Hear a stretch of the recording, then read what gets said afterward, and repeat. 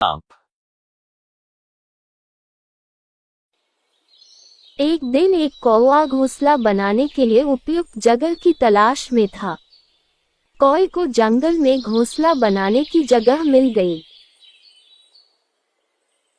कौवा तिनका तिनका इकट्ठा करके घोंसला बनाता था। एक दिन कौवे ने उसके घोंसले में अंडा दे दिया। कौवे के घोंसले वाले पेड़ के नीचे एक सांप का घोंसला था। सांप ने कौवे को अंडे देते हुए देख लिया। सांप को कौवे के अंडे का लालच था। एक दिन कौवा भोजन की तलाश में निकला। तभी सांप अपने घोंसले से बाहर निकला और कौवे के घोंसले की ओर चला गया। वह कौवे के घोंसले के सामने गया और एक एक करके अंडे खाने लगा।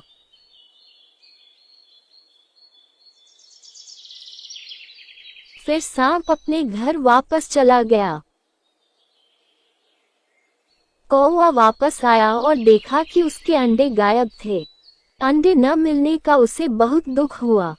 कौवा चिल्लाने लगा कि मेरा अंडा कहाँ गया।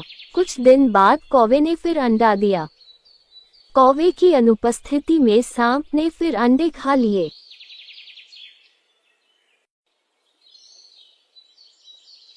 कौवा वापस आया और देखा कि उसका अंडा गायब है।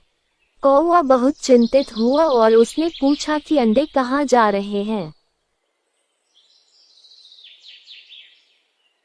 कुछ दिनों के बाद कौवे ने फिर से अंडे दिए, लेकिन इस बार वह भोजन की तलाश के बहाने पास के पेड़ में छिप गया। कौवे ने देखा कि एक सांप उसके अंडे खा रहा है। कौवे को बहुत गुस्सा आया और उसने सांप को मारना शुरू कर दिया, लेकिन कौवा असफल रहा।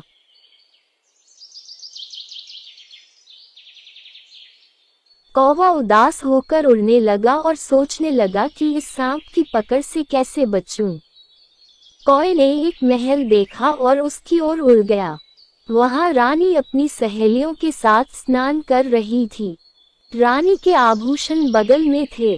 उस आभूषण को देखकर कौवे के मन में एक विचार आया। कौवा गहनों के पास गया और मोतियों का हार लेकर उड़ गया। रानी की सहेलियां कौवे को देखकर चिल्लाने लगी और बोली, सिपाहियों, कौवे को पकड़ो और जैसे भी हो गहने ले आओ। सिपाही कौवे के पीछे दौड़ते रहे। कौवे ने रत्नजड़ित चोंच उठाए और तेजी से उड़ने लगा, और सिपाही कौवे का पीछा करता रहा।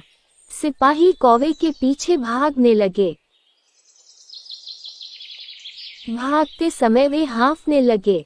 कौवे ने मोतियों का हार सांप के घोंसले में गिरा दिया और उड़ गया। सिपाहियों ने कौवे को मोती का हार एक गड्ढे में गिराते हुए देखा। वे उस स्थान पर गए और हार ढूंढने लगे। तभी उस बिल से सांप बाहर आ गया। सिपाहियों ने डंडे से सांप को मार डाला और हार लेकर चले गए। सांप को मरा हुआ देखकर कौवा बहुत खुश हुआ। तब से कौवे ने अंडे दिए और अंडे फूटे। वह बच्चों के साथ खुशी खुशी अपने दिन बिताने लगा। कहानी से सीख। हमें इस कहानी से यह सीख मिलती है कि कभी भी निर्बल का फायदा नहीं उठाना चाहिए। साथ ही मुसीबत में समझदारी से काम लेना चाहिए।